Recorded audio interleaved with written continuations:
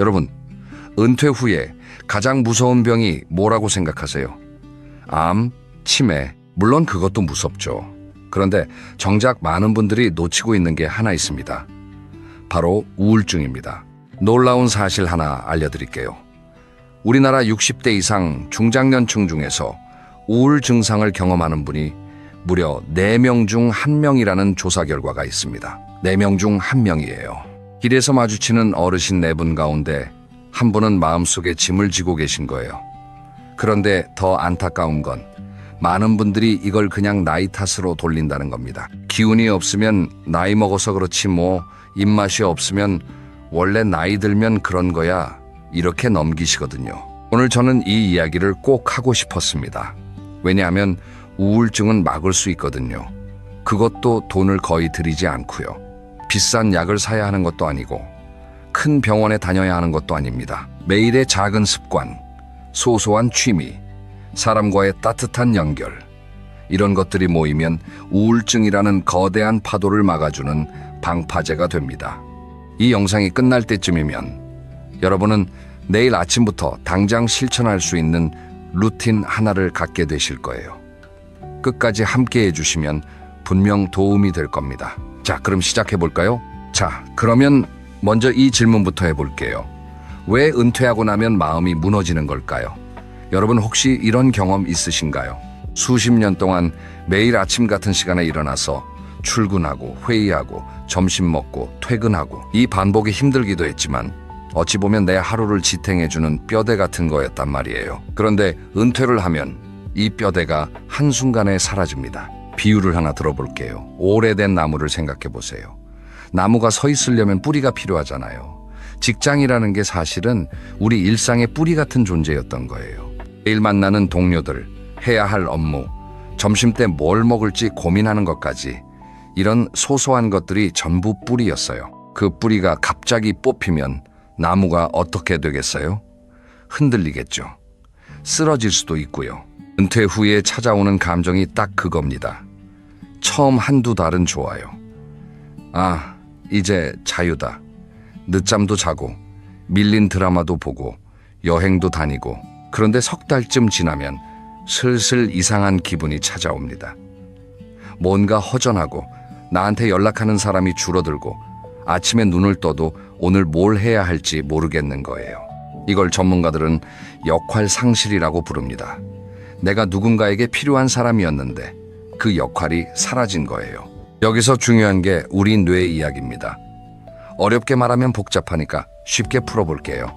우리 뇌에는 기분을 좋게 만들어주는 물질들이 있어요. 대표적으로 세로토닌이라는 게 있는데 이걸 행복 호르몬이라고도 부릅니다. 그리고 도파민이라는 것도 있어요. 이건 뭔가를 해냈을 때 느끼는 성취감, 보람, 이런 감정을 만들어주는 물질입니다.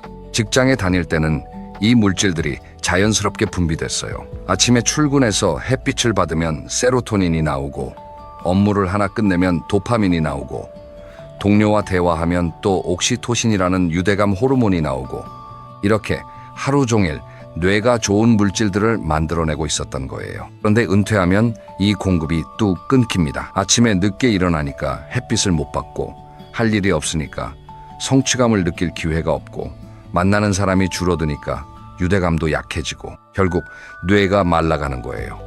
비유하자면 매일 물을 주던 화분에 갑자기 물을 안 주는 것과 같습니다. 금방 시들지는 않아요. 하루 이틀은 괜찮죠. 그런데 일주일, 한 달, 석 달, 시간이 지나면 잎이 누렇게 변하고 결국 꽃이 지잖아요. 우리 마음도 똑같습니다. 그러면 우울증이 시작되면 어떤 신호가 나타나는지 이것도 한번 짚어볼게요. 많은 분들이 우울증이라고 하면 매일 울고 아무것도 못하는 상태를 떠올리세요. 물론 그 정도로 심한 경우도 있지만 초기에는 훨씬 미묘한 형태로 나타납니다. 첫째, 잠이 달라집니다. 예전에는 밤 10시면 스르륵 잠들었는데 요즘 자꾸 새벽 2, 3시까지 잠이 안 온다. 반대로 하루 12시간씩 자도 개운하지 않다. 이런 변화가 첫 번째 신호입니다. 둘째, 입맛이 없어집니다. 좋아하던 음식을 앞에 놔도 손이 안 가요. 아니면 반대로 이유 없이 자꾸 뭘 먹게 되기도 합니다.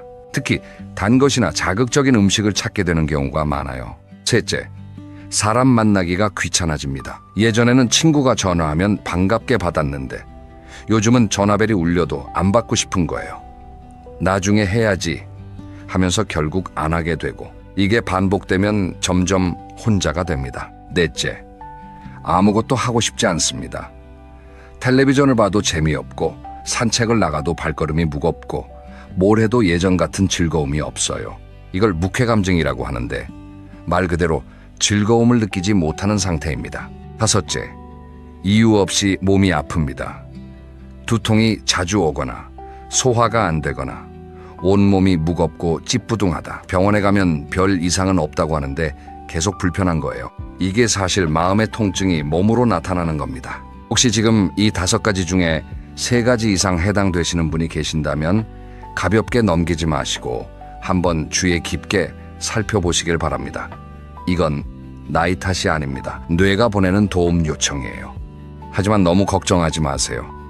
지금부터 제가 말씀드리는 것들을 하나씩 실천하시면 이 신호들이 하나둘 줄어드는 걸 느끼실 수 있을 거예요. 자, 그러면 다음 이야기로 넘어가 볼까요? 가장 먼저 바꿔야 할 것, 바로 아침입니다. 이제 가장 중요한 이야기를 해볼게요. 잠 아침입니다. 여러분, 하루 중에서 가장 중요한 시간이 언제라고 생각하세요? 저는 단연코 아침이라고 말씀드리고 싶어요. 그것도 눈을 떠서 첫 1시간. 이 1시간이 하루 전체의 기분을 결정합니다. 재미있는 연구 결과가 하나 있어요. 아침에 일어나서 30분 안에 햇빛을 쬐는 사람과 그렇지 않은 사람을 비교했더니 햇빛을 쬐는 사람들의 세로토닌 수치가 눈에 띄게 높았다는 겁니다. 세로토닌이 뭐라고 했죠? 네, 아까 말씀드린 행복 호르몬이에요. 그러니까 아침에 햇빛을 받는 것만으로도 우리 뇌에 행복의 재료를 넣어주는 셈이 되는 거예요. 근데 현실은 어떤가요? 은퇴하고 나면 아침에 일어날 이유가 없잖아요. 알람을 안 맞춰도 되니까 자연스럽게 늦잠을 자게 되고, 어떤 날은 9시에 일어나고 어떤 날은 11시에 일어나고, 이렇게 기상시간이 들쭉날쭉해지면 우리 몸의 시계가 고장나기 시작합니다. 체내시계라고 들어보셨죠? 이게 무너지면 잠도 잘 못 자고 낮에는 멍하고 밤에는 또 말짱해지는 악순환이 시작돼요. 그래서 제가 첫 번째로 권해드리는 건 기상시간을 딱 하나로 고정하는 겁니다. 꼭 새벽에 일어나실 필요 없어요. 아침 6시든 7시든 자기한테 편한 시간 하나를 정해서 주말이든 평일이든 똑같이 일어나는 거예요. 이것만 해도 몸의 리듬이 돌아오기 시작합니다. 이제 눈을 떴어요. 그 다음에 뭘 하면 좋을까요? 바로 커튼을 여는 겁니다. 이게 별것 아닌 것 같지만 정말 중요해요. 눈을 뜨자마자 커튼을 활짝 열어서 빛을 들이세요. 날씨가 흐린 날이라도 괜찮아요.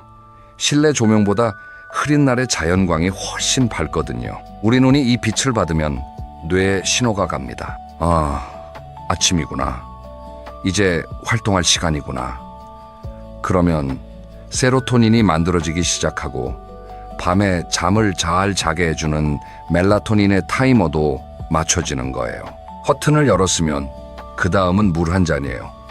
자는 동안 우리 몸은 8시간 동안 물을 한 모금도 안 마시잖아요. 그러니까 아침에 일어나면 몸이 사막 상태인 거예요. 이때 미지근한 물 한 잔을 천천히 마셔주세요. 찬물보다는 미지근한 물이 좋습니다.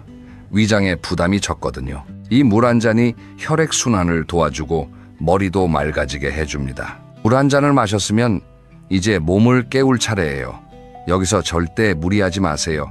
헬스장을 가시라는 게 아니에요. 그냥 거실이나 방에서 가볍게 기지개를 켜고 스트레칭을 하는 거예요. 양팔을 위로 쭉 뻗고 허리를 천천히 좌우로 돌리고 목을 부드럽게 풀어주고, 이렇게 5분만 해주세요.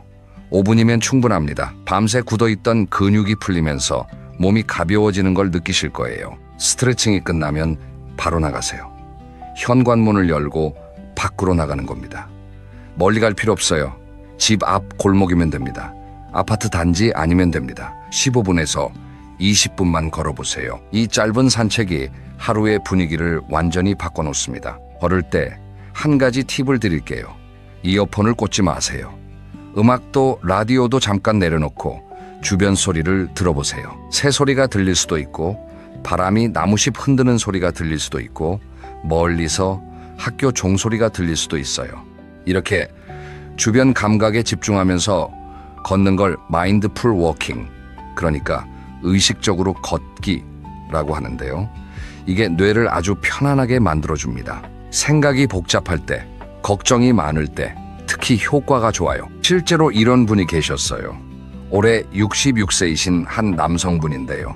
은퇴하고 1년쯤 지났을 때 우울감이 심해져서 하루 종일 소파에 누워 텔레비전만 보셨대요. 밥도 대충 드시고 아내분과 대화도 줄고 점점 무기력해지셨다고 해요. 그러다가 우연히 건강 프로그램에서 아침 산책 이야기를 듣고 반신반의하면서 매일 아침 7시에 일어나서 15분 동네를 걷기 시작하셨대요. 처음에는 발걸음이 너무 무거워서 5분도 힘들었다고 해요. 그런데 일주일, 2주일 지나니까 신기하게 아침이 기다려지기 시작한 거예요. 한 달 뒤에는 산책 중에 만난 이웃 어르신과 인사를 나누게 됐고 2달 뒤에는 같이 걷는 산책 친구가 생겼다고 합니다. 이분이 그러시더라고요. 내 하루가 달라진 건 아침을 바꿨기 때문이라고. 여러분, 대단한 걸 하신 게 아니에요. 커튼 열기, 물 한 잔, 스트레칭 5분, 산책 15분. 이게 전부예요. 돈이 드나요? 한 푼도 안 듭니다. 시간이 오래 걸리나요? 다 합쳐야 30분이에요. 그런데 이 30분이 하루의 색깔을 완전히 바꿔놓는 거예요. 여기서 하나 더 말씀드리고 싶은 게 있어요. 아침을 드시는 것도 중요합니다. 산책하고 돌아와서 간단하게라도 아침을 꼭 챙겨 드세요. 거창할 필요 없어요. 달걀 하나 삶아서 먹어도 좋고 바나나 한 개에 우유 한 잔이어도 좋고 따뜻한 죽 한 그릇이어도 좋습니다. 아침을 먹으면 혈당이 안정되면서 오전 내내 기분이 한결 나아집니다. 빈속으로 하루를 시작하면 몸도 마음도 축 처지기 쉽거든요. 정리해 볼게요. 아침 루틴은 이렇습니다. 정해진 시간에 일어나기, 커튼 열기, 물 한 잔, 5분 스트레칭, 15분 동네 산책, 간단한 아침 식사, 이 6가지를 순서대로 하는 겁니다. 이걸 3주만 반복해 보세요. 3주면 습관이 됩니다. 습관이 되면 의지력이 필요 없어요. 그냥 자연스럽게 몸이 움직여요. 자, 아침이 달라졌으면 이제 낮 시간을 채울 차례입니다. 은퇴 후에 가장 많이 하시는 고민이 뭔지 아세요? 낮에 뭘 하지? 이겁니다. 이 빈 시간을 어떻게 채우느냐가 사실 우울증 예방의 핵심이에요. 그래서 다음으로 소자본으로 즐길 수 있는 취미를 5가지 소개해 드리려고 합니다. 첫 번째, 취미, 글쓰기입니다. 글쓰기라고요? 나는 글재주가 없는데. 이렇게 생각하실 수 있어요. 그런데 제가 말하는 글쓰기는 소설을 쓰라는 게 아닙니다. 하루에 딱 3줄만 쓰는 거예요. 3줄이면 됩니다. 오늘 뭘 했는지, 어떤 기분이었는지, 감사한 것 하나. 이 3가지를 짧게 적는 거예요. 예를 들어 볼게요. 오늘 아침에 산책을 갔다. 길에서 노란 개나리가 피어 있었다. 봄이 오고 있구나 싶어서 기분이 좋았다. 이렇게요. 30초면 쓸 수 있잖아요. 이게 왜 좋으냐면 자기 감정을 글로 적는 것 자체가 감정을 정리하는 효과가 있어요. 머릿속에서만 빙빙 돌던 생각이 글로 나오면 한결 가벼워집니다. 미국의 한 심리학 연구에서는 매일 감사한 것 3가지를 적은 사람들이 3개월 후에 행복감이 크게 올라갔다는 결과도 있어요. 노트 한 권과 펜 하나, 이게 전부입니다. 돈이 얼마 들겠어요? 다이소에 가면 1,000원이면 노트를 살 수 있고 집에 굴러다니는 펜을 쓰면 되는 거잖아요. 아니면 스마트폰 메모장에 적으셔도 되고요. 중요한 건 매일 같은 시간에 적는 거예요. 저는 저녁 식사 후를 추천드려요. 3줄 쓰기를 한 달쯤 하시다 보면 신기한 일이 생깁니다. 3줄이 5줄이 되고 5줄이 한 페이지가 되기도 해요. 쓰다 보면 쓸 이야기가 자꾸 생기거든요. 오늘 시장에서 있었던 일, 텔레비전에서 본 감동적인 이야기, 오래전 추억, 이런 것들이 줄줄이 떠올라요. 그러면서 내 하루가 사실은 꽤 풍성했다는 걸 깨닫게 됩니다. 글쓰기를 좀 더 발전시키고 싶으신 분들은 블로그를 해보셔도 좋습니다. 네이버 블로그나 다음 블로그 무료잖아요. 거기에 오늘의 산책 일기를 올린다거나 요리한 사진을 올린다거나 손주 자랑을 한다거나 이런 소소한 기록이 쌓이면 나중에 굉장히 소중한 자산이 됩니다. 나만의 자서전이 만들어지는 거예요. 두 번째 취미, 텃밭 가꾸기입니다. 텃밭이라고 하면 넓은 밭이 필요하다고 생각하실 수 있는데 전혀 그렇지 않아요. 베란다 화분 몇 개면 충분합니다. 대파, 상추, 방울토마토, 고추 이런 것들은 화분에서도 아주 잘 자라요. 씨앗 한 봉지가 얼마인 줄 아세요? 1,000원에서 2,000원이면 살 수 있어요. 화분도 재활용 페트병을 잘라서 만들면 공짜고요. 크은 화원에서 한 봉지에 3,000원이면 넉넉합니다. 이 적은 비용으로 얼마나 큰 기쁨을 얻을 수 있는지 모릅니다. 텃밭 가꾸기가 우울증 예방에 왜 좋은지 아세요? 첫째, 매일 돌봐야 할 대상이 생깁니다. 아침에 일어나면 물을 줘야 하고 잎이 잘 자라고 있는지 확인해야 하고 벌레가 붙지는 않았는지 살펴야 해요. 이 작은 책임감이 하루의 목적을 만들어줍니다. 둘째, 성장을 눈으로 볼 수 있어요. 어제는 씨앗이었던 게 오늘은 싹이 나오고 다음 주에는 잎이 펴지고 한 달 뒤에는 열매가 열려요. 이 과정을 지켜보면서 느끼는 뿌듯함. 이게 아까 말씀드린 도파민입니다. 내가 뭔가를 키워냈다는 성취감이 뇌를 활기차게 만들어주는 거예요. 셋째, 직접 키운 채소로 요리를 해먹는 즐거움이 있어요. 내가 키운 상추로 쌈을 싸먹고 내가 키운 대파로 파전을 부쳐먹. 이 맛은 마트에서 사온 것과는 차원이 다릅니다. 뭔가 이걸 먹을 자격이 있다는 느낌, 그 뿌듯함까지 함께 맛보는 거예요. 한 가지 팁을 더 드리자면 텃밭 일지를 써보세요. 아까 말씀드린 글쓰기와 연결하는 겁니다. 오늘 물을 줬다. 새 잎이 2장 나왔다. 첫 번째 방울토마토가 빨갛게 익기 시작했다.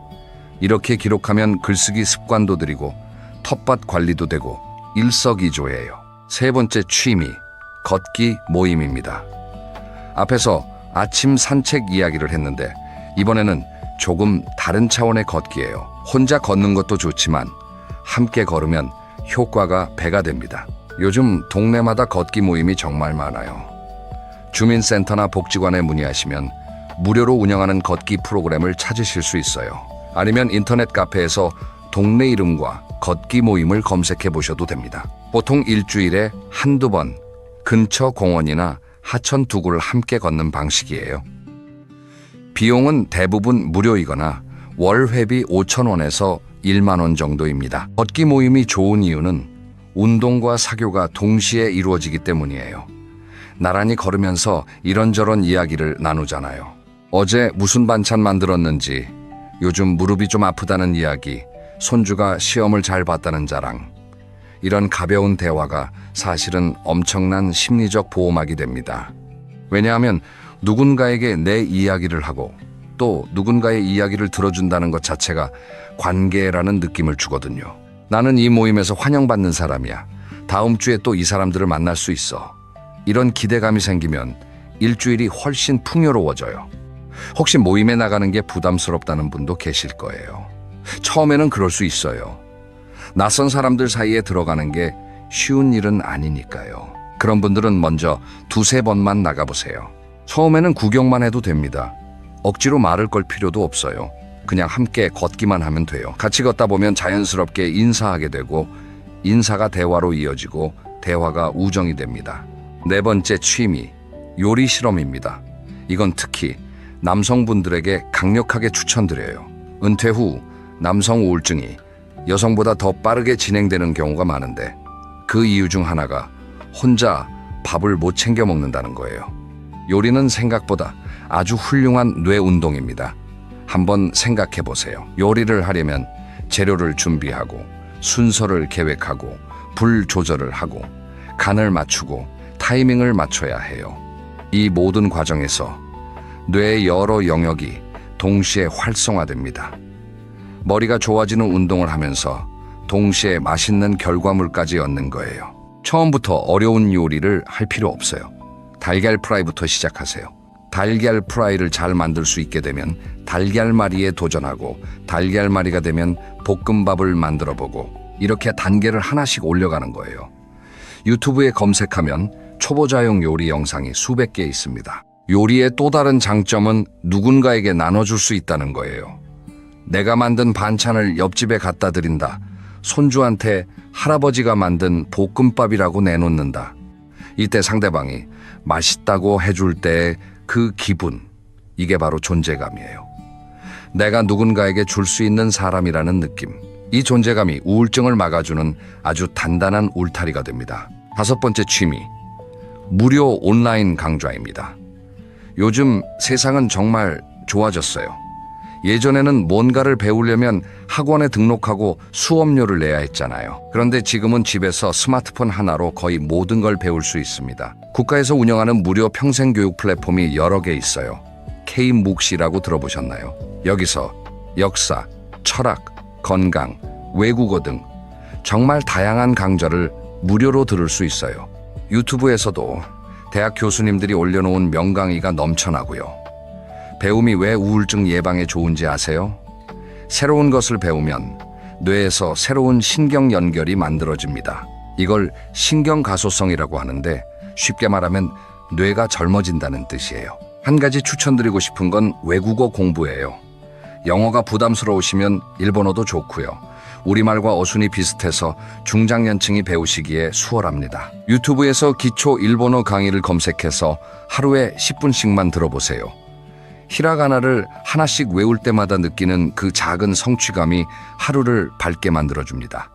여기서 중요한 건 결과가 아니라 과정이에요.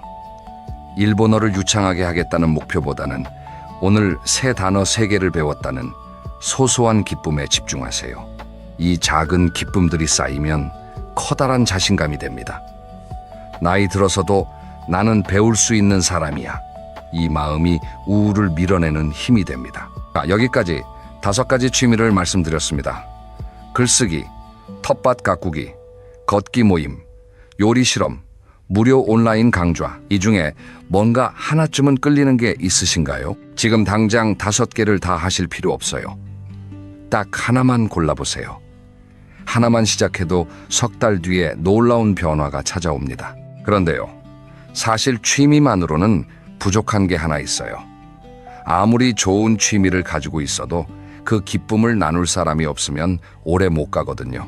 인간은 결국 관계 속에서 행복을 느끼는 존재입니다. 그래서 다음 이야기는 사람과의 연결에 대한 거예요. 여러분, 혼자 있는 것과 외로운 것은 같은 걸까요? 아닙니다. 완전히 다른 겁니다. 혼자 있는 건 선택이에요. 오늘은 조용히 나만의 시간을 보내고 싶다. 이건 건강한 혼자만의 시간이에요. 그런데 외로운 건 다릅니다. 누군가와 함께하고 싶은데 그럴 수 없는 상태, 연락할 사람이 떠오르지 않는 상태, 이게 외로움이에요. 그리고 이 외로움이 우울증의 가장 강력한 촉매제입니다. 연구에 따르면 만성적인 외로움이 건강에 미치는 악영향은 하루에 담배를 15갭이 피우는 것과 맞먹는다고 합니다. 놀랍지 않으세요?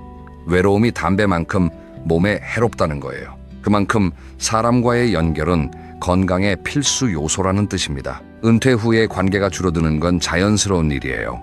직장 동료들과 멀어지고 자녀들은 바쁘고 친구들도 하나둘 건강 문제로 만나기 어려워지고, 이건 누구의 잘못도 아닙니다. 삶의 단계가 바뀌면 관계도 바뀌는 거예요. 하지만 바뀐다고 끊어지는 건 아니에요. 새롭게 연결하면 됩니다. 첫째, 하루에 전화 한 통이에요. 매일 한 사람에게 전화를 걸어보세요. 오래 통화할 필요 없어요. 3분이면 됩니다. 요즘 어떻게 지내? 건강은 좀 어때? 이 짧은 안부가 나와 상대방 모두에게 따뜻한 온기를 줍니다. 전화 한 통이 얼마나 큰 힘을 가지고 있는지 아세요? 전화를 받는 사람도 기분이 좋아지지만 전화를 거는 사람은 더 좋아집니다. 왜냐하면 내가 누군가를 걱정하고 있다는 사실 자체가 나에게 역할을 만들어주거든요. 나는 아직 누군가를 챙길 수 있는 사람이야. 이 느낌이 굉장히 중요합니다. 전화할 사람이 딱히 없다고요? 그러면 범위를 넓혀보세요. 형제 자매, 사촌, 옛 직장 동료, 학교 동창, 예전 이웃 한번 목록을 적어보시면 생각보다 많은 이름이 나올 거예요. 그리고 전화를 걸었을 때 상대방도 반가워한다는 걸 느끼실 겁니다. 다들 비슷한 외로움을 느끼고 있거든요. 먼저 손을 내미는 사람이 관계의 문을 여는 겁니다. 둘째, 동네 커뮤니티에 참여하는 겁니다. 아까 걷기 모임 이야기를 했는데 그건 말고도 동네에는 다양한 모임이 있어요. 주민센터에서 운영하는 문화 프로그램, 도서관 독서 모임, 교회나 절, 성당 같은 종교 활동, 봉사단체, 이런 곳에 발을 들여놓으면 새로운 사람들을 만날 기회가 자연스럽게 생깁니다. 특히 봉사활동을 추천드려요. 봉사는 돈이 안 들잖아요. 그런데 얻는 건 어마어마합니다. 독거 어르신에게 도시락을 배달한다거나 지역 아이들에게 한글을 가르쳐 준다거나 공원 쓰레기를 줍는 봉사에 참여한다거나 이런 활동을 하면 내가 이 사회에 아직 필요한 사람이라는 걸 느끼게 돼요. 이 느낌이 우울증의 핵심 원인인 역할 상실감을 정면으로 치유해 줍니다. 셋째, 손주나 자녀와의 정기 연락입니다. 요즘 젊은 세대는 바쁘잖아요. 자녀들이 매일 전화하기는 현실적으로 어렵다는 거 이해해야 합니다. 그런데 그걸 이해하면서도 서운한 마음이 드는 게 또 인지상정이잖아요. 그래서 제가 제안드리는 건 정기 약속을 만드는 거예요. 예를 들어 매주 일요일 오후 2시에 영상통화를 하자. 이런 식으로 날짜와 시간을 정해놓는 겁니다. 영상통화를 할 때 팁 하나 드릴게요. 이것저것 캐묻지 마세요. 밥은 먹었니? 돈은 부족하지 않니? 언제 올 거니? 이런 질문이 반복되면 자녀들도 부담을 느끼게 됩니다. 그 대신 내 이야기를 해주세요. 오늘 베란다 토마토에 꽃이 피었어. 아침에 산책하다가 예쁜 카페를 발견했어. 요리를 새로 배우고 있는데 생각보다 재밌어. 이렇게 내가 즐겁게 지내고 있다는 이야기를 들으면 자녀들도 안심이 되고 대화가 훨씬 편안해집니다. 넷째, 반려동물을 생각해 볼 수도 있습니다. 강아지나 고양이를 키우시기 어려우시면 작은 물고기 한 마리라도 괜찮아요. 생명이 있는 존재가 내 곁에 있다는 것 자체가 위로가 됩니다. 강아지를 키우시는 분이라면 매일 산책을 나가야 하니까 자연스럽게 외출이 늘어나고 산책 중에 다른 강아지 주인분들과 인사를 나누게 되면서 새로운 관계도 만들어지고요. 여기서 한 가지 중요한 말씀을 드릴게요. 관계를 유지하는 데 있어서 가장 중요한 건 완벽한 대화가 아닙니다. 그냥 거기 있다는 걸 보여주는 거예요. 전화를 걸었을 때 특별한 이야기를 할 필요 없어요. 그냥 목소리를 들려주면 돼요. 모임에 나갔을 때 재미있는 말을 해야 할 필요 없어요. 그냥 가서 같이 앉아 있으면 돼요. 이 존재 자체가 연결이고 이 연결이 외로움을 녹여줍니다. 자, 다음 이야기로 넘어가기 전에 하나만 더 짚을게요. 혹시 이런 생각을 하신 분 계세요? 이런 것들 다 좋은데 돈 걱정이 너무 커서 뭘 할 마음이 안 나요. 이런 마음이요. 사실 은퇴 후 우울증의 숨은 원인 중 하나가 바로 재정적 불안입니다. 돈 이야기를 해볼게요. 이 부분이 좀 민감할 수 있는데 너무 중요한 이야기라 피해갈 수가 없습니다. 은퇴 후에 수입이 줄어드는 건 당연한 일이에요. 월급이 끊기고 연금이나 저축으로 생활하다 보면 자연스럽게 돈 걱정이 시작됩니다. 이 돈 걱정이 매일 머릿속에 있으면 뭘 해도 즐겁지 않아요. 산책을 해도 머릿속에서는 이번 달 관리비 계산을 하고 있고 누가 맛있는 거 먹으러 가자고 해도 10,000원이 아깝다는 생각이 드는 거예요. 여기서 우리가 빠지기 쉬운 함정이 하나 있습니다. 바로 극단적인 절약이에요.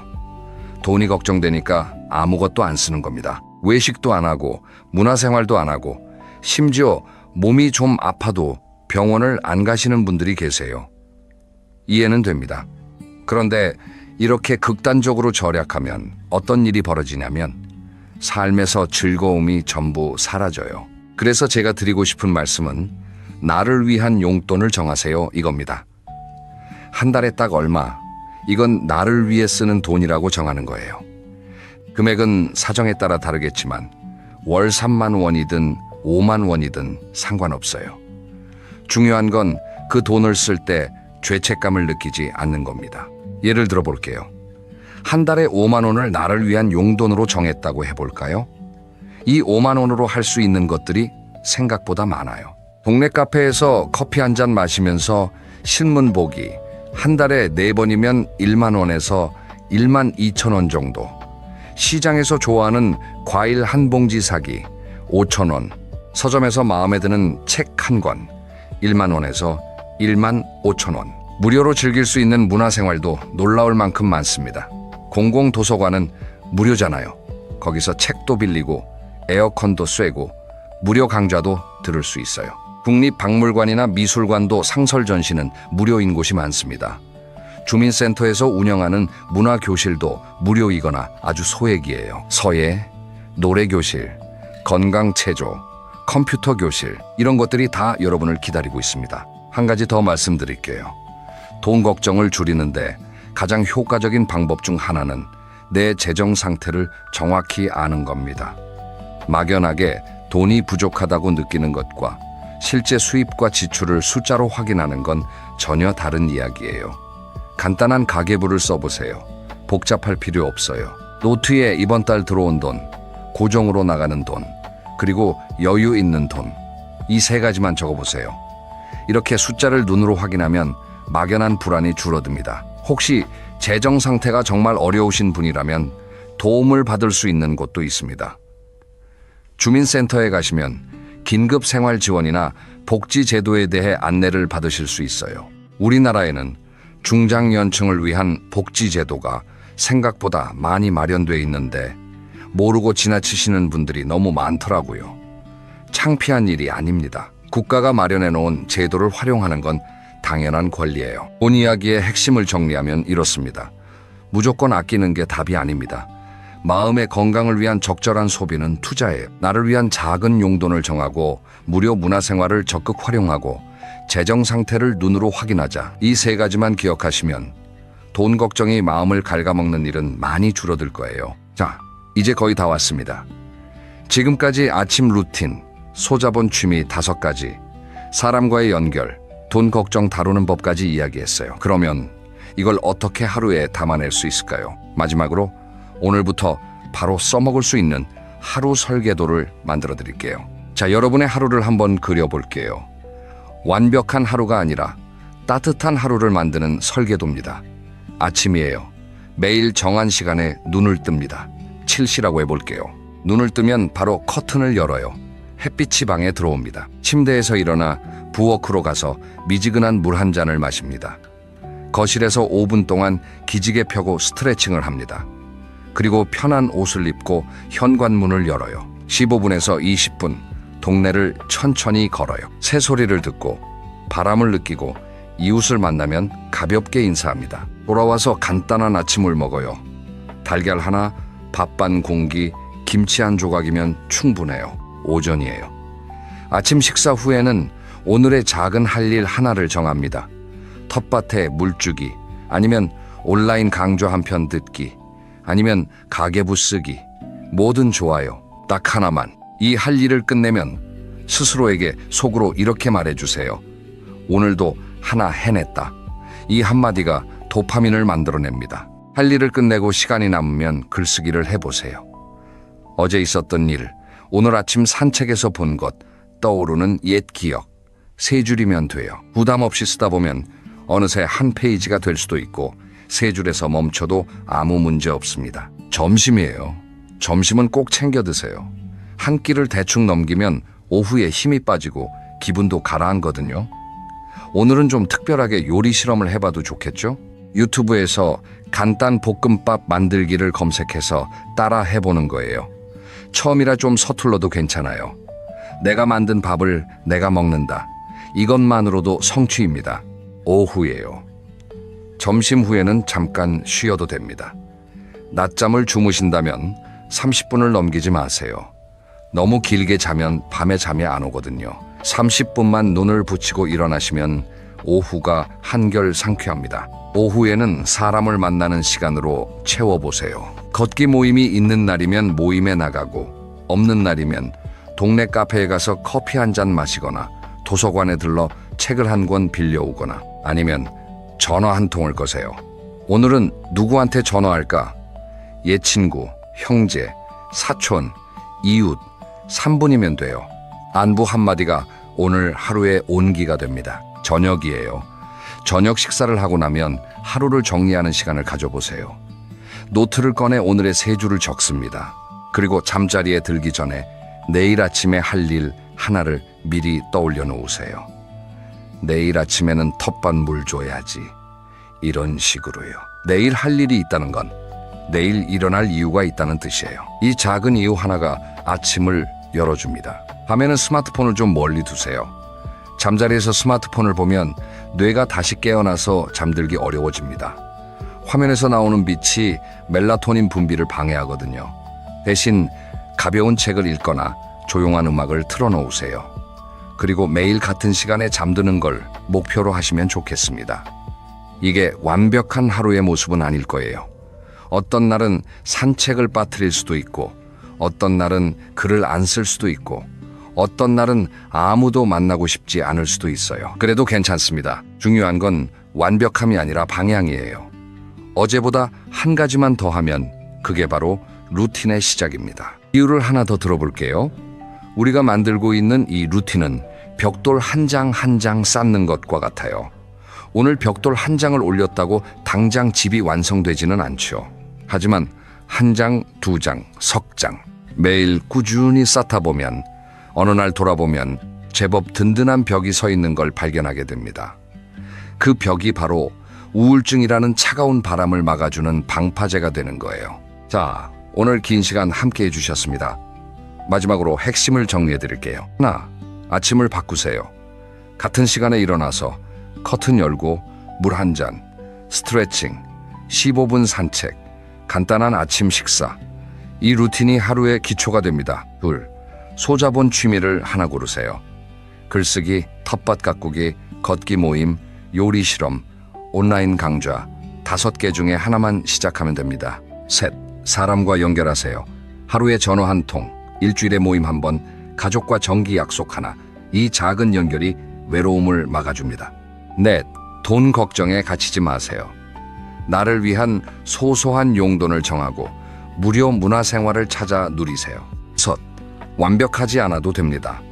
어제보다 한 가지만 더 하면 그게 이미 훌륭한 하루입니다. 여러분, 은퇴가 끝이 아닙니다.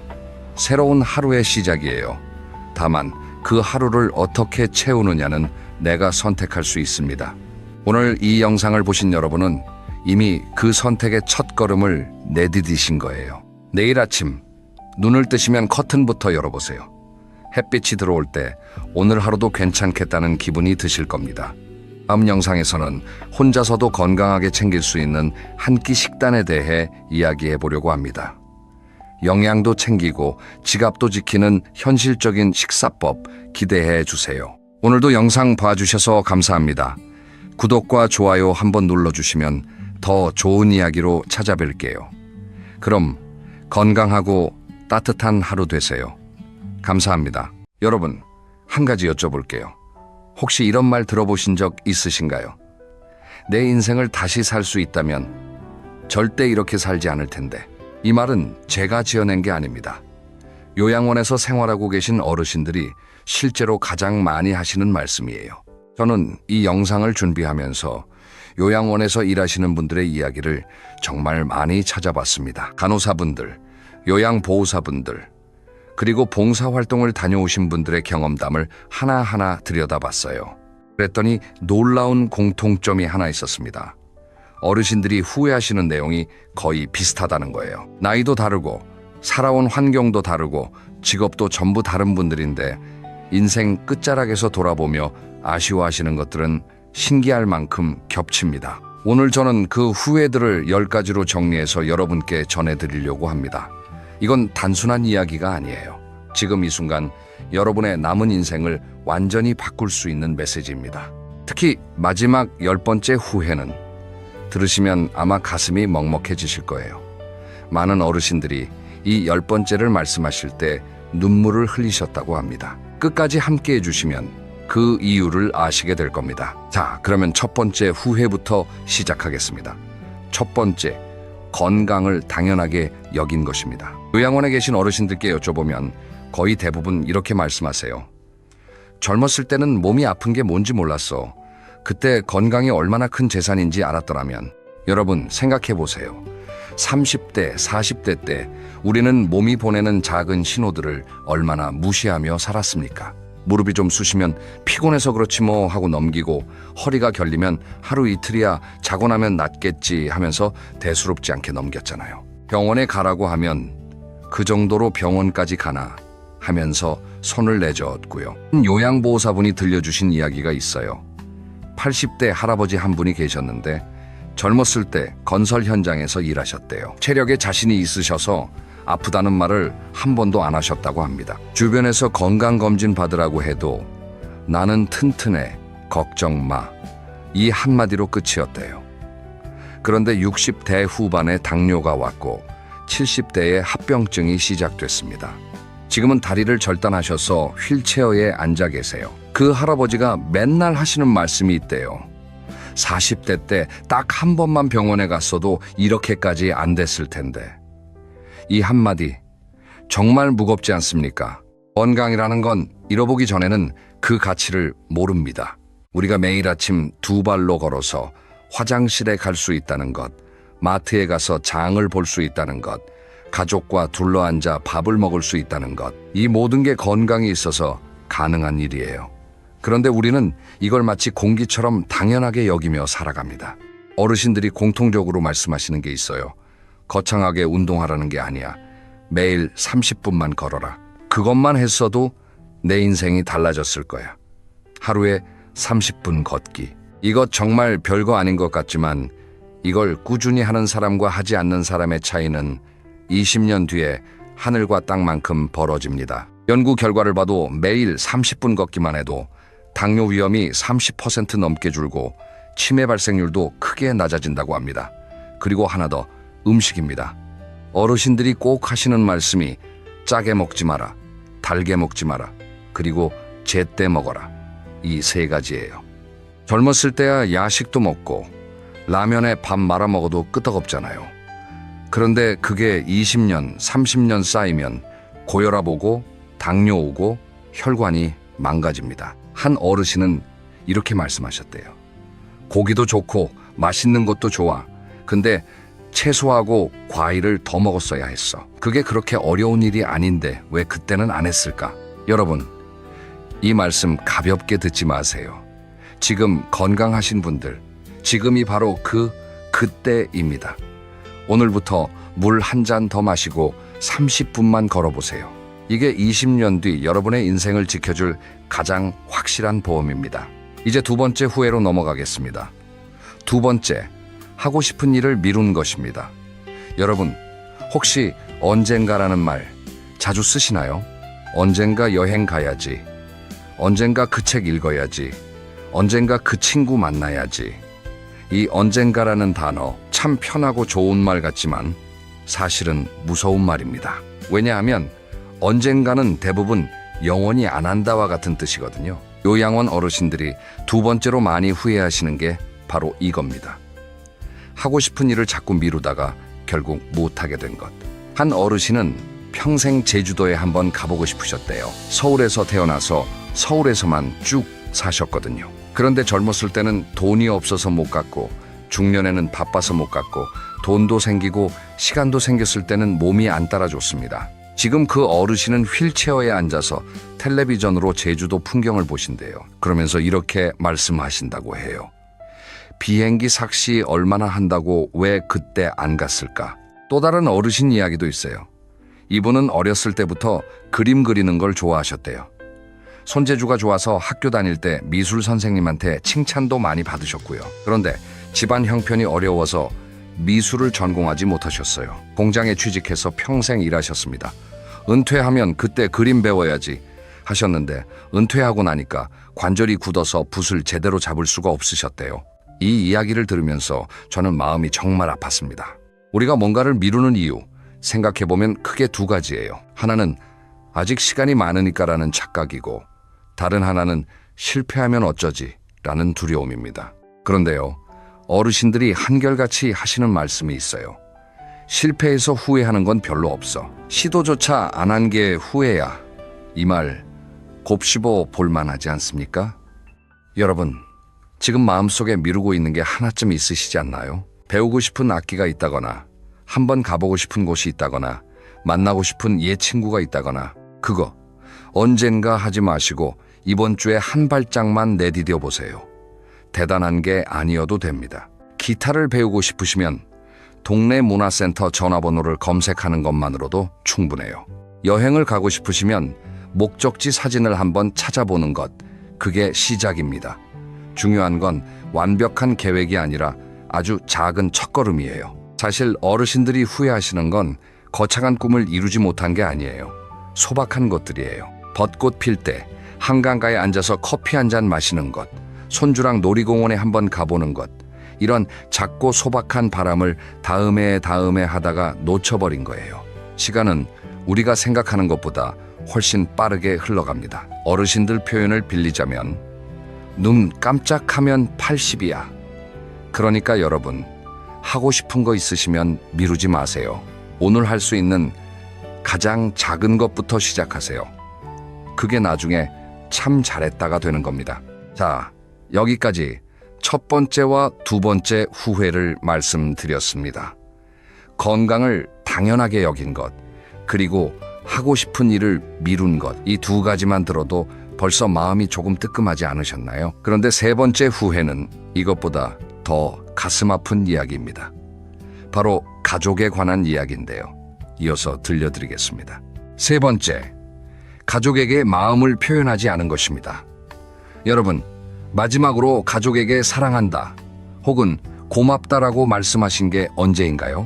아마 많은 분들이 기억이 가물가물하실 거예요. 우리나라 사람들, 특히 50대 이상 세대는 감정을 드러내는 걸 어색해하잖아요. 말 안 해도 알지, 다 가족인데 뭘, 이런 분위기 속에서 자라왔으니까요. 그런데 요양원에 계신 어르신들은 바로 이 점을 가장 가슴 아파하십니다. 한 할머니의 이야기를 들려드릴게요. 이분은 자녀를 셋 키우셨어요.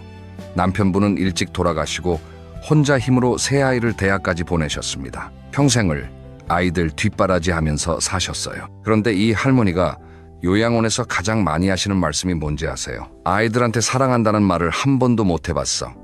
먹여 살리고 입혀주고 공부시키는 게 사랑이라고 생각하셨대요. 물론 그것도 사랑이죠. 하지만 말로 표현하지 않으면 상대방은 모릅니다. 그 할머니 자녀분들은 어머니가 엄격하고 차가운 분이라고 느끼셨대요.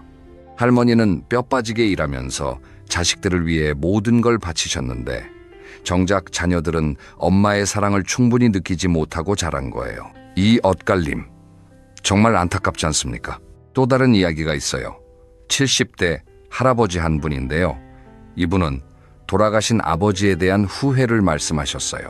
아버지가 살아계실 때 아버지 감사합니다라는 말을 단 한 번도 하지 못하셨대요. 마음속으로는 항상 감사했는데 입 밖으로 그 말이 나오지 않았다고 합니다. 아버지가 돌아가시고 나서야 영정 앞에서 아버지 감사했습니다 하고 통곡하셨대요. 그런데 그때 드는 생각이 살아계실 때 왜 이 한마디를 못했을까 하는 후회였다고 합니다.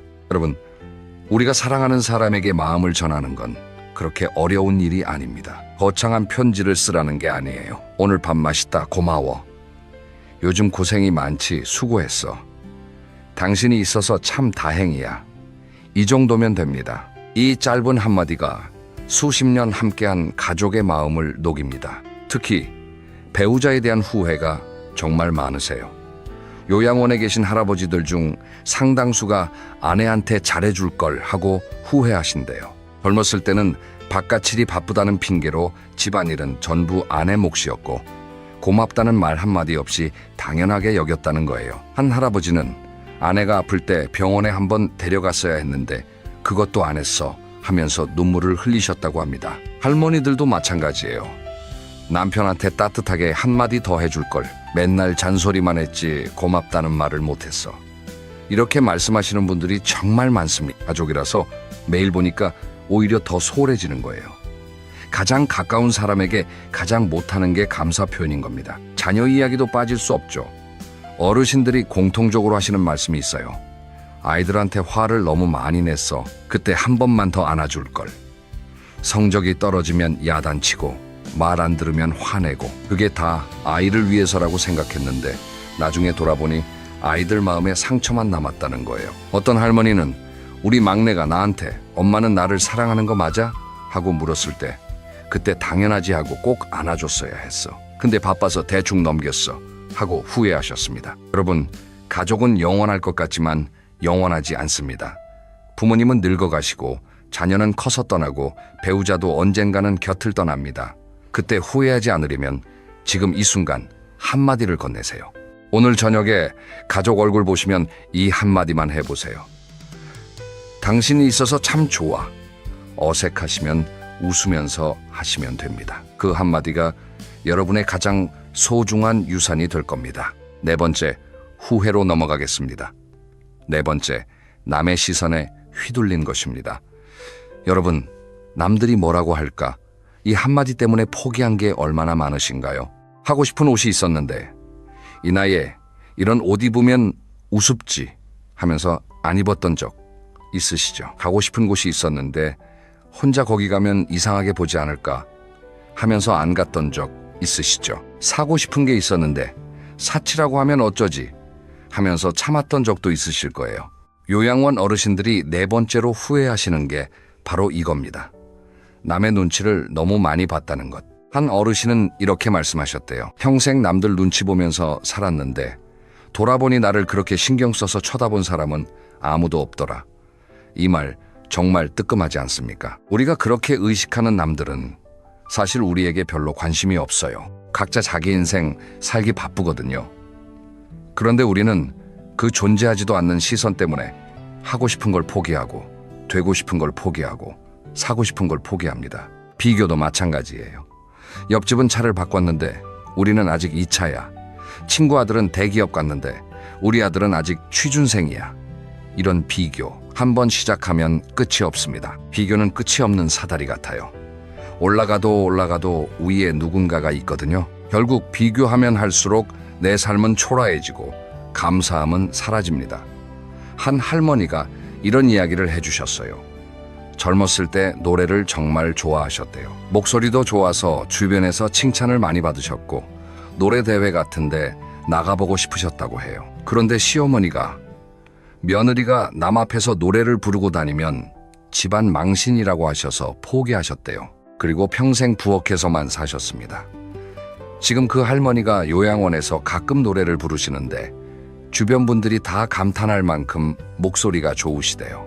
할머니는 노래를 부르실 때마다 이렇게 말씀하신다고 합니다. 이 목소리를 왜 그때 숨기고 살았을까?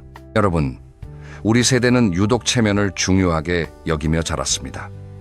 남들 보기에 어떤가가 인생의 기준이었어요. 그런데 인생 마지막에서 돌아보면 남들의 시선은 아무 의미가 없었다는 걸 깨닫게 됩니다. 의미 있는 건 오직 하나, 나는 나답게 살았는가 이것뿐이에요. 그러니까 여러분, 지금부터라도 자기 기준으로 사세요.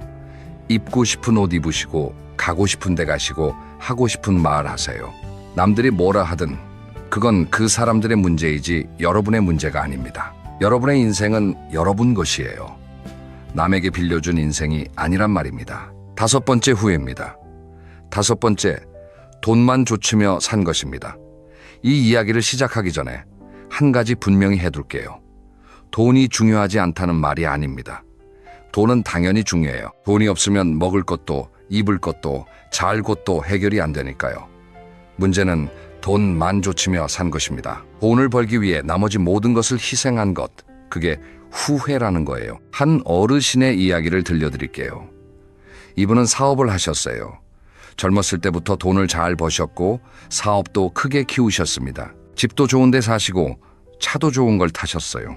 주변에서 보면 정말 성공한 인생이었습니다. 그런데 그 대가가 있었어요.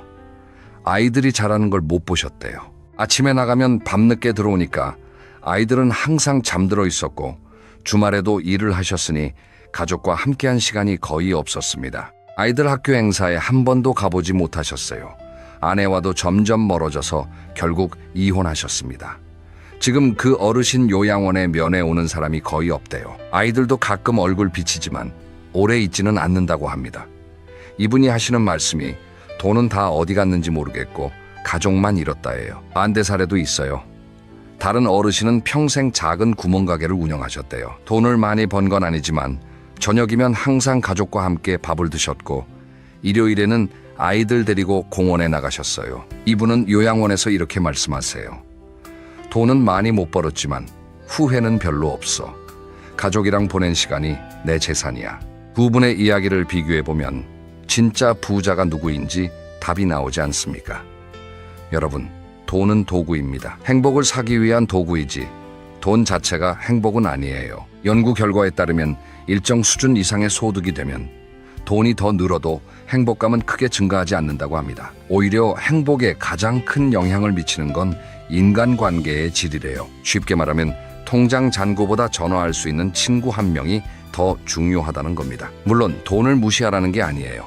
노후 준비도 해야 하고 생활비도 있어야 합니다. 하지만 돈을 버는 과정에서 가족을, 건강을, 소중한 관계를 잃어버리고 있다면 한 번쯤 멈춰서 생각해 보셔야 합니다. 내가 지금 이 돈을 벌기 위해 무엇을 포기하고 있는가? 이 질문에 대한 답이 가족 혹은 건강이라면 그건 너무 비싼 대가를 치르고 있는 거예요. 어르신들이 하시는 말씀 중에 이런 게 있어요. 돈은 관 속에 못 가져가 사람만 남는 거야. 이 말 참 단순하지만 진리입니다.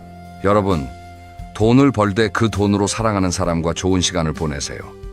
맛있는 밥 한 끼 같이 먹고 여행 한번 같이 가고 그게 돈의 가장 올바른 쓰임새입니다. 6번째 후회로 넘어가겠습니다. 지금까지 5가지를 들으시면서 혹시 마음에 찔리는 게 있으셨나요? 그렇다면 좋은 겁니다. 찔린다는 건 아직 바꿀 수 있다는 뜻이니까요. 요양원 어르신들은 이미 바꿀 수 없는 상태에서 이 말씀을 하시는 거예요. 여러분은 다릅니다. 여러분에게는 아직 시간이 있습니다. 6번째, 인간관계를 소홀히 한 것입니다. 여러분, 바쁘다는 말 얼마나 자주 하시나요? 친구가 전화하면 요즘 바빠서 다음에 보자 하고, 동창 모임에 이번엔 좀 빠질게, 다음에 꼭 나갈게 하고, 이웃이 인사하면 바쁜 척 고개만 끄덕이고 지나가고, 이런 일상이 쌓이면 어느 날 문득 깨달아요. 내 주변에 아무도 없네. 요양원에서 가장 쓸쓸해 보이는 어르신들이 있대요. 가족이 없는 분들이 아니라 친구가 없는 분들이래요. 가족은 의무감이라도 있으니까 가끔 찾아오지만 친구는 연이 끊기면 그걸로 끝이거든요. 한 어르신은 젊었을 때 친구가 정말 많으셨대요. 사교적이시고 유머도 있으셔서 어디 가나 인기가 좋으셨다고 해요. 그런데 사업이 바빠지면서 친구들과 연락이 뜸해지셨고 20년쯤 지나니까 연락할 친구가 한 명도 안 남으셨대요. 요양원에 오신 지 2년이 넘었는데 친구 면회는 한 번도 없으셨다고 합니다. 이분이 하시는 말씀이 그때 전화 한 통이 그렇게 어려운 일이었나 하는 거예요. 관계라는 건 정원과 같습니다. 물을 주지 않으면 말라 죽어요. 아무리 오래된 우정이라도 연락 한 번 안 하고 20년이 지나면 다시 만나도 어색할 수밖에 없어요. 반대로 한 달에 전화 한 통, 2달에 만남 한 번이면 관계는 유지됩니다. 대단한 노력이 필요한 게 아니에요. 정말 작은 정성이면 됩니다. 특히 은퇴 이후의 외로움은 정말 심각합니다. 직장에 다닐 때는 동료들이 있으니까 매일 사람을 만나잖아요. 그런데 은퇴하면 그 관계가 한꺼번에 사라져요. 직장 동료는 회사를 떠나면 급속히 멀어지거든요. 그때 남는 건 오래된 친구밖에 없는데 그 친구마저 없으면 정말 외로워집니다. 외로움이 건강에 미치는 영향은 하루에 담배 15개비를 피우는 것과 맞먹는다는 연구 결과도 있어요. 외로움은 단순히 기분의 문제가 아니라 실제로 수명을 단축시키는 위험 요인이라는 거예요. 여러분, 지금 연락이 뜸해진 친구가 떠오르시나요? 학창시절 가장 친했던 친구, 군대 동기, 직장 동료, 누구라도 좋으니 오늘 전화 한 통 해보세요. 야, 잘 지내지? 밥 한번 먹자. 이 한마디면 됩니다. 어색할 수 있어요. 하지만 이 어색함은 5분이면 풀립니다. 그리고 그 전화 한 통이 여러분의 노후를 지켜줄 가장 따뜻한 울타리가 될 겁니다. 새로운 관계를 만드는 것도 중요해요. 동네 경로당에 나가보시거나 복지관 프로그램에 참여해 보시거나 산책 모임에 나가 보시거나 같은 취미를 가진 사람들과 어울리면 자연스럽게 친구가 생깁니다. 나이가 들수록 친구 사귀기가 어렵다고 느끼시겠지만 사실은 어르신들끼리의 우정이 더 깊고 진합니다. 인생의 쓴맛 단맛을 다 경험하신 분들이라 서로에 대한 이해가 빠르거든요. 7번째 후회입니다. 7번째, 용서하지 못한 것입니다. 여러분, 지금 마음속에 미워하고 계신 분이 있으신가요? 나에게 상처 준 친구, 배신한 동료, 못되게 굴었던 친척, 혹은 이미 돌아가신 부모님이나 형제 자매, 마음 한구석에 그 사람은 절대 못 용서해 하면서 응어리를 품고 계신 분 계시죠? 요양원 어르신들의 7번째 후회가 바로 이겁니다. 끝까지 용서하지 못한 채 세월을 보낸 것. 한 할머니는 30년 넘게 시누이랑 안 보고 사셨대요. 젊었을 때 재산 문제로 크게 다투셨고 그 뒤로 완전히 연을 끊으셨습니다. 그런데 80이 넘으시니까 문득문득 시누이 생각이 나신대요. 어렸을 때 같이 뛰어놀던 기억, 결혼할 때 울면서 축하해주던 기억, 그런 좋은 기억들이 자꾸 떠오르는데 지금은 시누이가 어디 사시는지도 모르고 살아계신지도 모른대요. 할머니가 이렇게 말씀하셨어요. 그까지 돈 때문에 동생을 잃어버렸어. 돈은 다 써서 없어졌는데 동생만 찾을 수 없게 됐어. 또 다른 할아버지 이야기도 있어요. 이분은 아버지를 평생 원망하셨대요. 어렸을 때 아버지가 가족을 버리고 떠나셨거든요. 그 분노를 수십 년 동안 안고 사셨어요. 그 사람은 아버지도 아니야 하면서 철저하게 외면하셨습니다. 그런데 70이 넘어서 자기도 요양원에 들어가시니까 생각이 달라지셨대요. 우리 아버지도 힘들었겠구나. 그때 그분도 감당이 안 됐겠구나. 그제야 이해가 되셨다는 거예요. 용서하고 싶으셨지만 아버지는 이미 오래전에 돌아가셨습니다. 화해할 기회가 영영 사라진 거예요. 여러분, 용서라는 게 상대를 위한 거라고 생각하시는 분들이 많아요. 내가 왜 그 나쁜 놈을 용서해야 되는데 하고 반발하시는 마음 충분히 이해합니다. 그런데요, 용서는 상대를 위한 게 아니에요. 나를 위한 겁니다. 미움과 분노를 품고 있으면 그 감정에 매일 에너지를 빼앗기는 건 바로 나 자신입니다.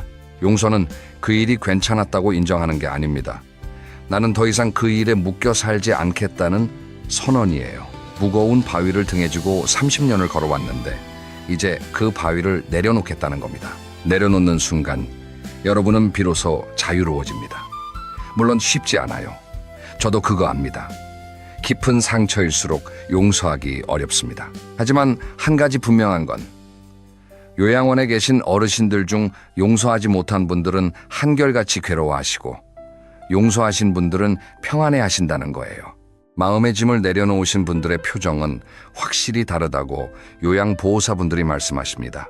여러분, 꼭 직접 만나서 용서합니다 하실 필요는 없어요. 혼자서 조용히 마음으로 이제 놓아주겠다 하시는 것만으로도 충분합니다. 오래된 미움 하나 올해 안에 내려놓아 보시는 건 어떨까요? 8번째 후회입니다. 8번째, 배움을 멈춘 것입니다. 여러분, 혹시 이 나이에 무슨 공부야 하고 생각하신 적이 있으세요? 많은 분들이 그러세요. 50만 넘어도 이제 뭘 새로 배워 머리도 안 돌아가는데 하면서 손사래를 치시거든요. 그런데 요양원 어르신들은 바로 이 생각을 크게 후회하십니다. 한 어르신은 이렇게 말씀하셨대요. 60에 컴퓨터를 배웠으면 세상이 달랐을 텐데 70에 영어를 시작했으면 손주랑 같이 외국 여행을 갔을 텐데 배움을 멈추시면서 세상과 점점 단절되셨다는 거예요.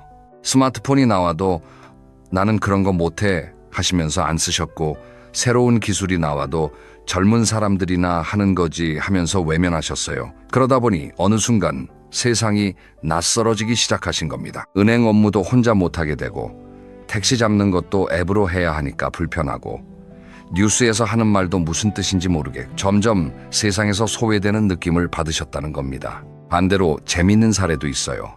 한 할머니는 76에 한글을 배우셨대요. 어렸을 때 집안 형편 때문에 학교를 못 가셔서 글을 모르셨거든요. 평생 남편이나 자식에게 대신 읽어달라고 부탁하면서 사셨어요. 그러다가 76에 복지관에서 한글 교실을 다니시기 시작했는데 10이 되셔서는 직접 시를 쓰셨대요. 그 할머니가 쓰신 시를 모은 시집이 나왔는데 많은 사람들이 감동을 받았다고 해요. 할머니는 이렇게 말씀하셨대요. 글을 배우니까 세상이 보여. 이제야 사는 맛을 알겠어. 76에 한글을 배워서 80에 시집을 내신 분이 계시는데 우리가 이 나이에 무슨 공부라고 할 자격이 있을까요? 나이는 정말 숫자일 뿐이에요. 배움에는 나이 제한이 없습니다. 그리고 배움은 두뇌 건강에도 직접적인 영향을 줍니다. 새로운 것을 배울 때 뇌에서 새로운 신경 연결이 만들어진다고 해요. 여러분, 지금 배우고 싶은 게 있으시면 바로 시작하세요. 동네 주민센터, 복지관, 문화센터에 가보시면 무료 강좌가 정말 많아요. 이 나이에라는 말은 오늘부로 버리세요. 어르신들이 가장 후회하는 말이 바로 이 나이에입니다. 9번째 후회입니다. 여기까지 오셨으면 거의 다 오셨어요. 9번째와 10번째가 남았는데 이 두 가지가 어르신들이 가장 깊이 후회하시는 내용입니다. 9번째, 지금 이 순간을 즐기지 못한 것입니다. 여러분, 오늘 아침에 눈을 떴을 때 어떤 생각이 드셨나요? 오늘도 좋은 하루다 하고 감사한 마음이 드셨나요? 아니면 또 하루가 시작이네, 뭘 또 해야 하나 하고 무겁게 시작하셨나요? 아마 대부분 후자이실 거예요. 우리는 매일을 살면서 오늘을 즐기지 못합니다. 항상 어제를 후회하거나 내일을 걱정하면서 오늘을 그냥 흘려보내요. 요양원 어르신들이 9번째로 후회하시는 게 바로 이겁니다. 현재를 누리지 못하고 미래만 바라보며 살았다는 것. 한 어르신은 이렇게 말씀하셨어요.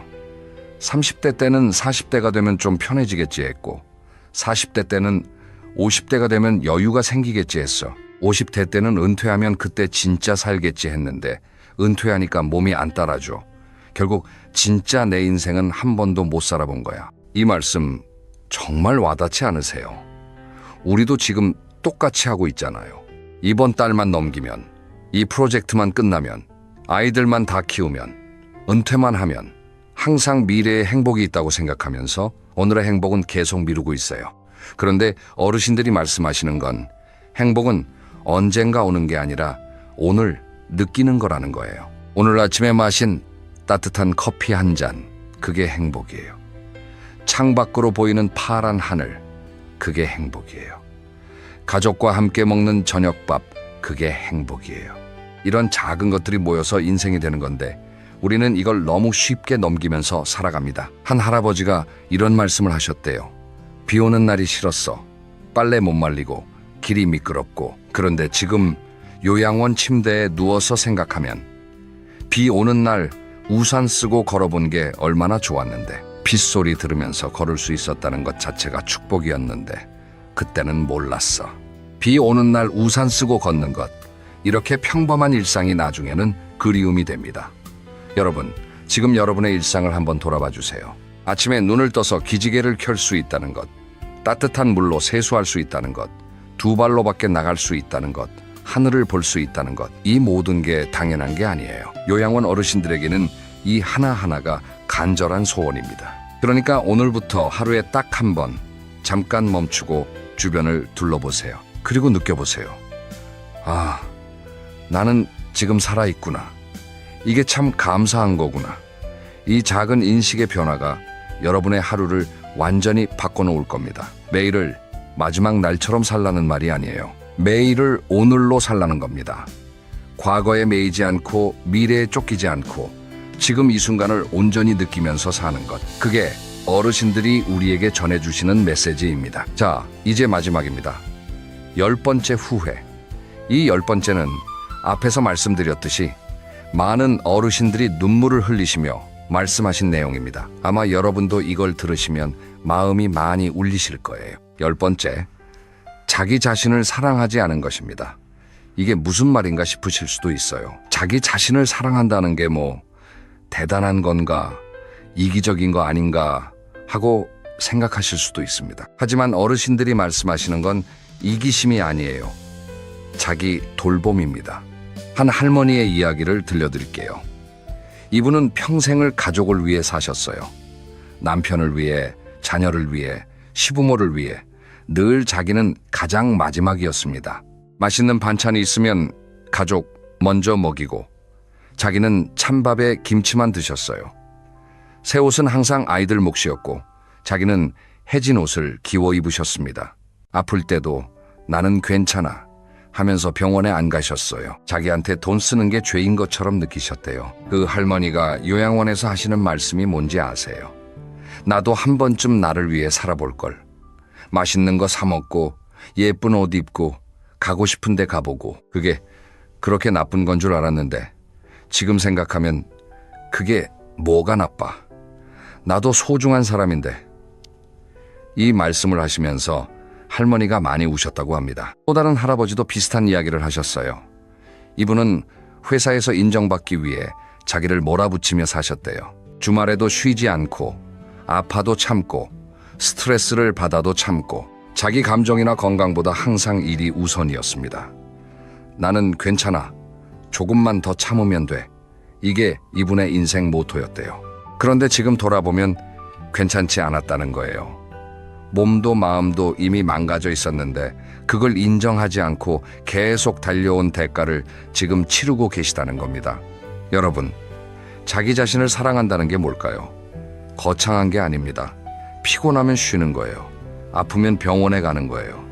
맛있는 게 먹고 싶으면 사 먹는 거예요. 기분이 안 좋으면 나 오늘 좀 힘들다 하고 인정하는 거예요. 자기한테 잘하고 있어, 수고했어 하고 말해주는 거예요. 이게 자기 사랑입니다. 우리 세대는 참고 견디는 게 미덕이라고 배웠습니다. 그래서 자기를 돌보는 걸 사치라고 느끼시는 분들이 많아요. 하지만 생각해 보세요. 비행기에서 산소 마스크가 내려오면 누구한테 먼저 씌우라고 합니까? 본인이 먼저 쓰고 나서 옆 사람을 도우라고 하잖아요.